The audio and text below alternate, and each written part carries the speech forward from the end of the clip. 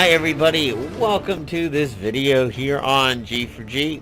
I'm your host, Napalm Don, and today we're taking a look at a game called Gigantic by Motiga. Now, I've covered this game once before, but it happens to be in a test weekend once again, so I decided to cover it as there's been a little bit of changes to it.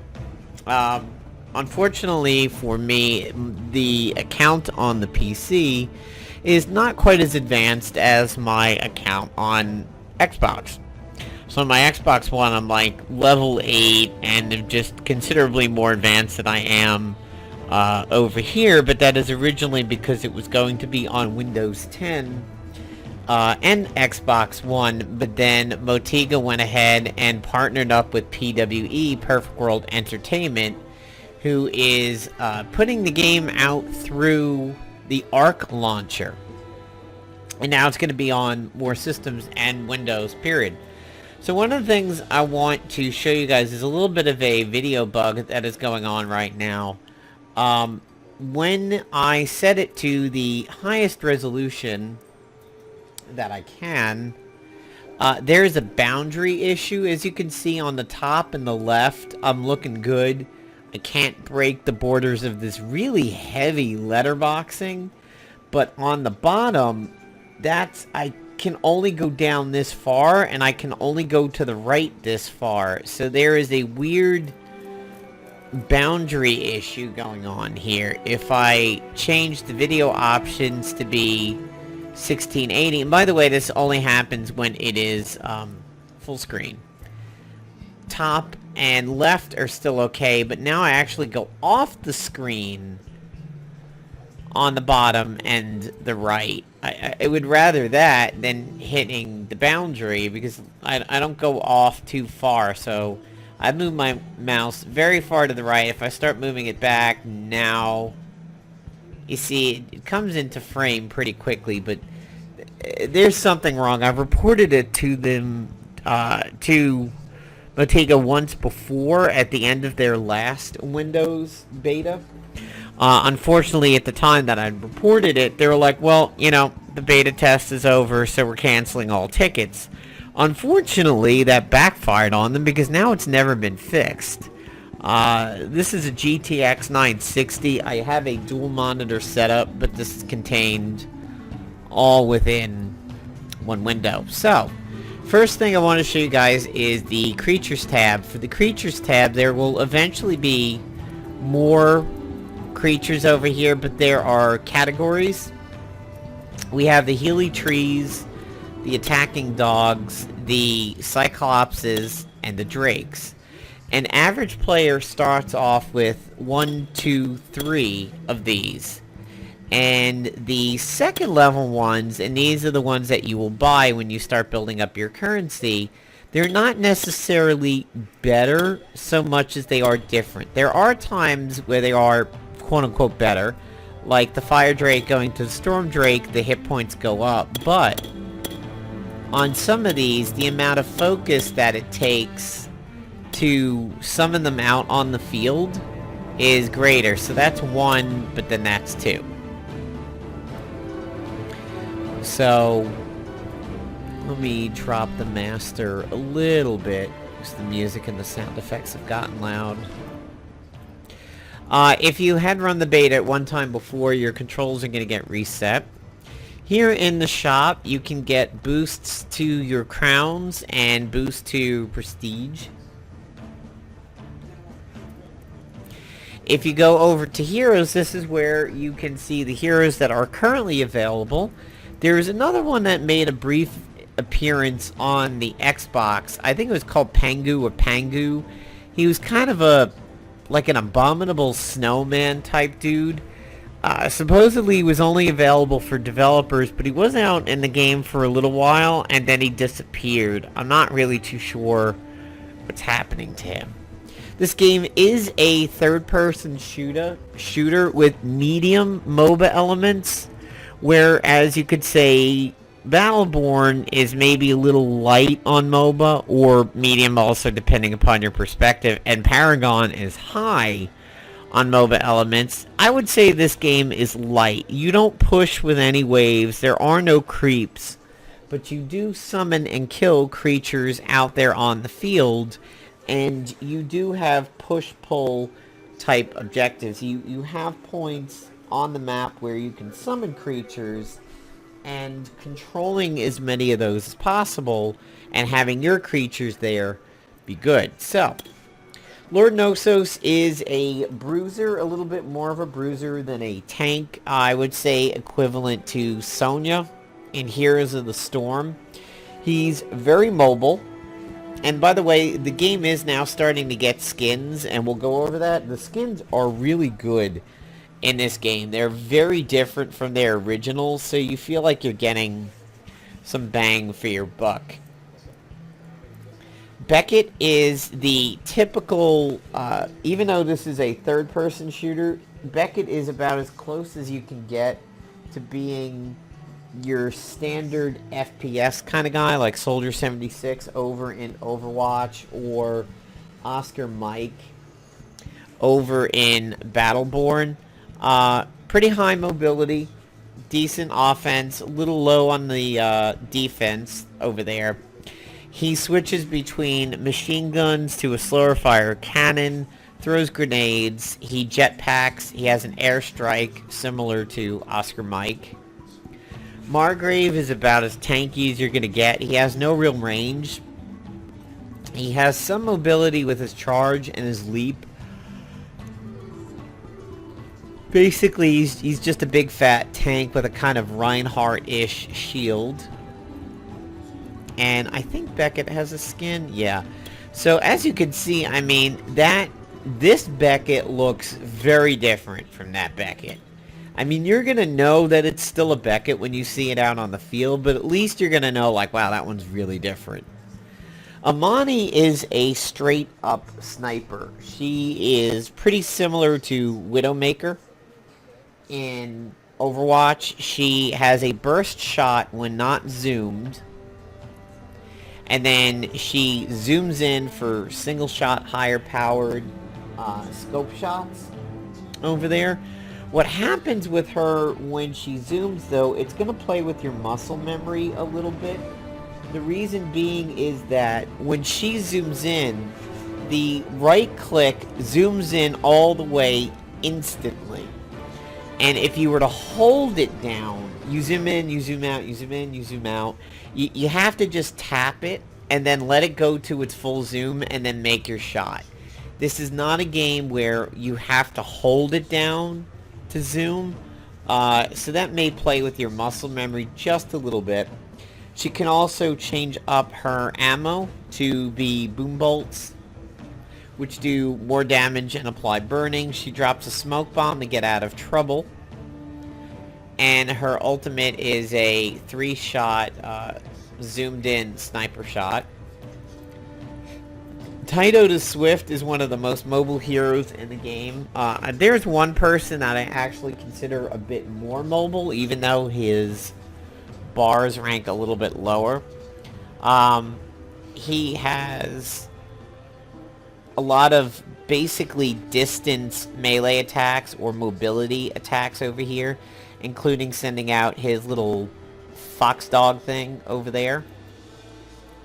HK206 is pretty close to Bastion, and you can't really say that they copied Bastion from Overwatch because both games were out in beta around the same time, and I would almost wager that Gigantic was actually in beta a little bit longer. I definitely remember playing this through the winter and early spring, and then it like completely disappeared for a little while. So this has been around about as long as Overwatch has been out with its beta.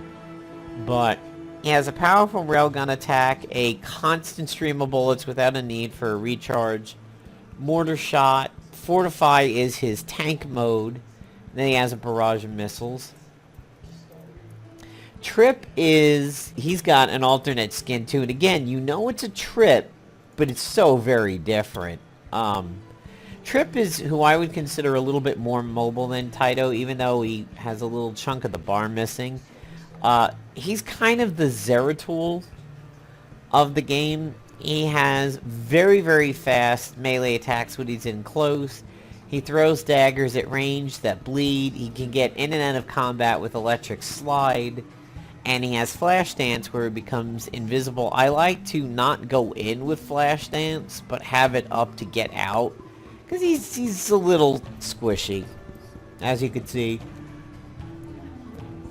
by his defense. Voden is like Thorn in Battleborn, or Sylvanas in Heroes of the Storm, or Hanzo. You know, your typical archer character. You'll notice his utility is really high, and that's because he actually is a little bit of a healer. He can drop down healing puddles on the ground. He creates decoys, he creates poison spores, and he powers up his shots. His ultimate is a set of roots, and again, wonderful skin over the year. I really commend Motiga for their skin work over the year. You know it's a Voden, but then again, it's also so very different. Wu reminds me a little bit of Glenn from the KNOSSOS series by Square. He's kind of a kung fu monk. He's a martial arts monk. Most of his skills are punches and kicks. I've used him once and found myself a little out of sorts with him. He shows up fairly commonly in matches, but I haven't used him. Charnok is a straight-up flame-based caster who actually can take a little bit of punishment and has some mobility thanks to detonate. Casts fireballs, does dragon breath, because he does seem like a drake. Has hot hail, and his ultimate is flame on. Uncle SVEN is a little bit like Pip over in Paladins, in that he's cocktail based, he's flask based. He's listed as a support healer because he does have the ability to throw down healing puddles like Voden.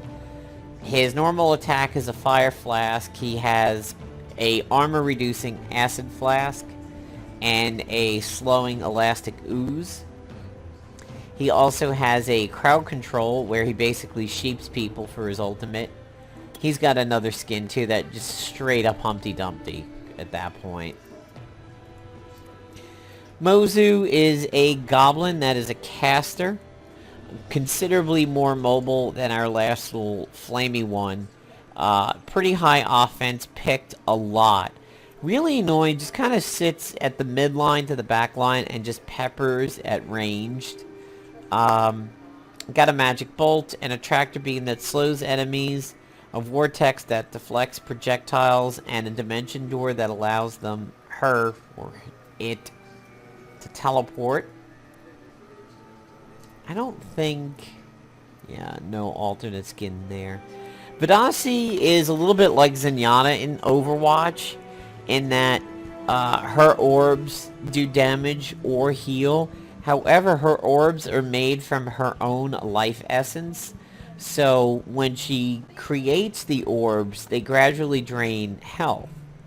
Divine Wind regenerates her own health, though. Ray of Light is a beam that heals allies, Smite hurts them.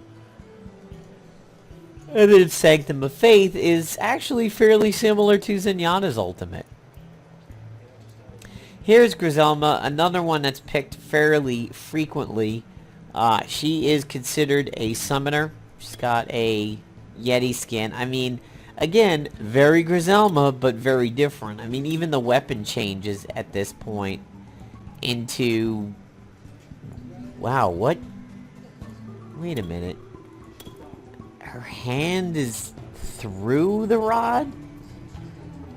No, it's around it and she's got it propped on her shoulder, but from this angle, okay, that's weird.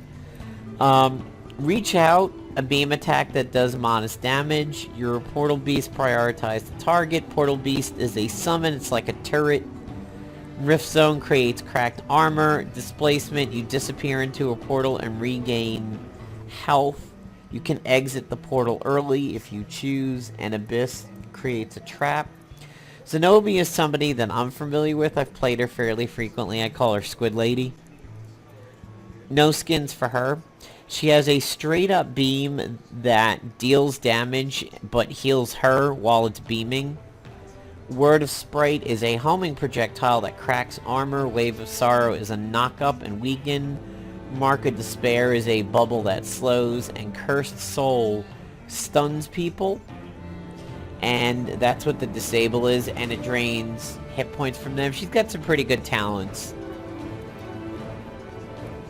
Aisling is, she's got a pretty cool skin over here that really makes her look more female. Actually makes her look like she just jumped out of Frozen. You know, this one you don't know if it's male or female. This one seems pretty female. She's a little bit like the Aurochs and Shannox one from Battleborn. She has a melee attack, but she also summons like a ghost knight that sits there with her and has some of its own abilities. And there we are back at KNOSSOS. So, I am going to get into a quick practice.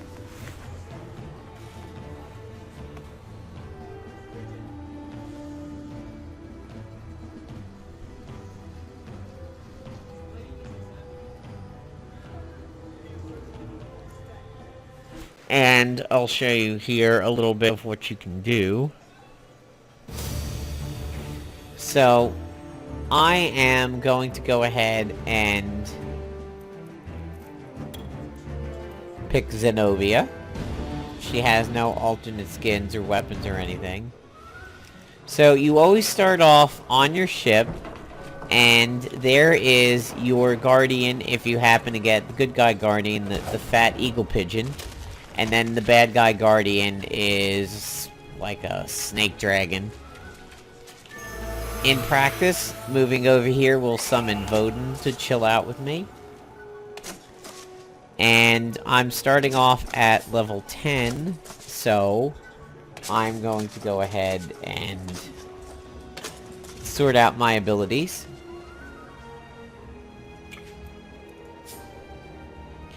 Withering Gaze. You gain more health from Gaze of Envy. You gain 50% more health when your health is below 50. That's usually the path I like to take there.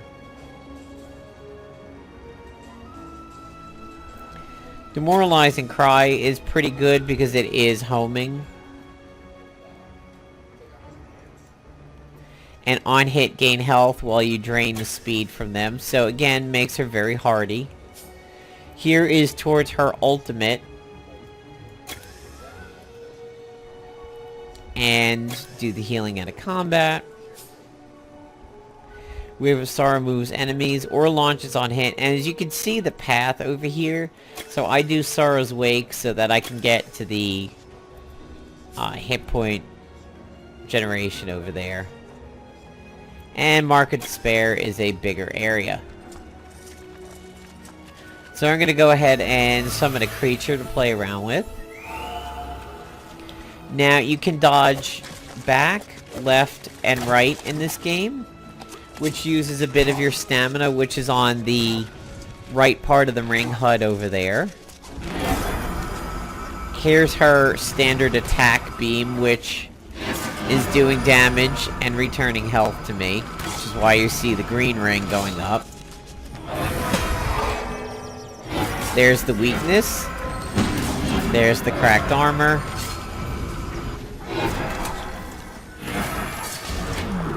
And there's my Mark of Despair, which he's just cooking in there.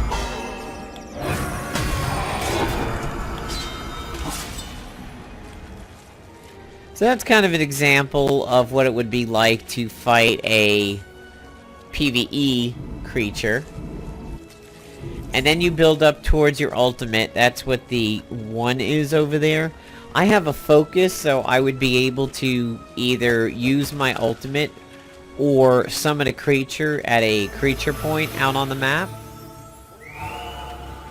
For here, it's free. Jumping uses a little bit of stamina. You can also sprint. And sprint does not use too much stamina. But when you combine sprint with other things, like dodging and jumping, then you will start losing stamina at a much bigger rate. You always want to try, as a word of advice, you want to try to have enough stamina to run away from combat if you need to. So my stamina was a little low there. If I stop moving and don't do anything, it recharges pretty quickly. But if I need to get out of combat really quick, you want at least a quarter to half stamina. Because as you can see from the jumping here combined with the running, I'm losing stamina pretty quickly. On Windows, you have the ability to turn double tap to dodge on, rather than hitting the dodge modifier, which does make things a little bit easier.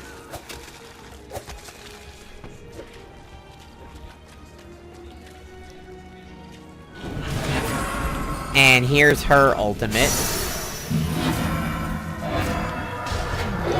It combines really well with the Mark of Despair.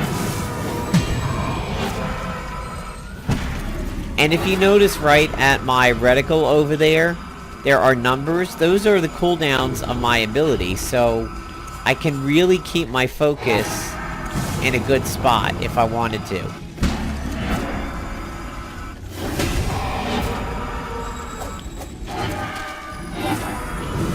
And there, I kept my mouse button down on the fire, even though I dodged, and right after the dodge, I came right back into the beam.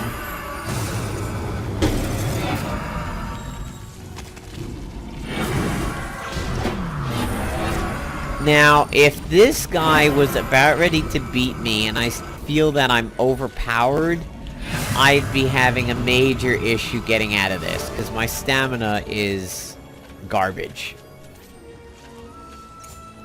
So if for some reason I was beginning to lose ground on that fight and I needed to bail, I would have been in trouble. And it seems like Voden, my friend, has gotten caught up somewhere. He's actually being listed as off the map. That's a very interesting bug. Where are you, buddy? Are you stuck in this rock or something? Are you... I don't know where he is. That's a new bug. Oh, wait, no, he's... His health bar is way over here, though. What is he doing? He is straight up humping our Guardian. Are you serious?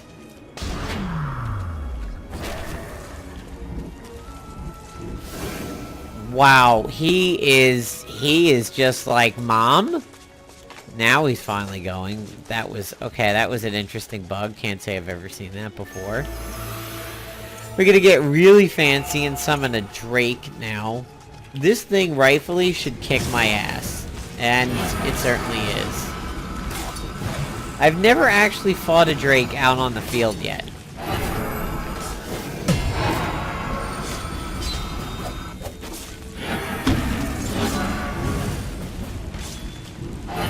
But as you can see, Squid Lady's not doing too bad of a job over here.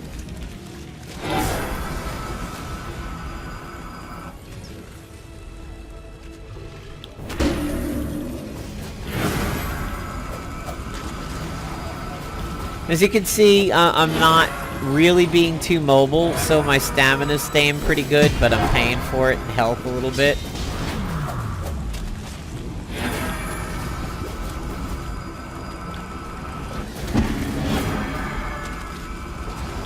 See, now I'm in trouble, because I don't have the stamina to get out. Well, I had one dodge.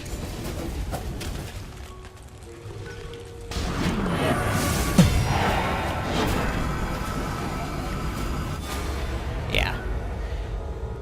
So that's kind of an example of when a fight can go bad, and being that low on stamina, there was no run available to me, there was no dodge. And if you will get skill points as you level up in game. Being dead is a pretty nice time to take the time to go through your stuff.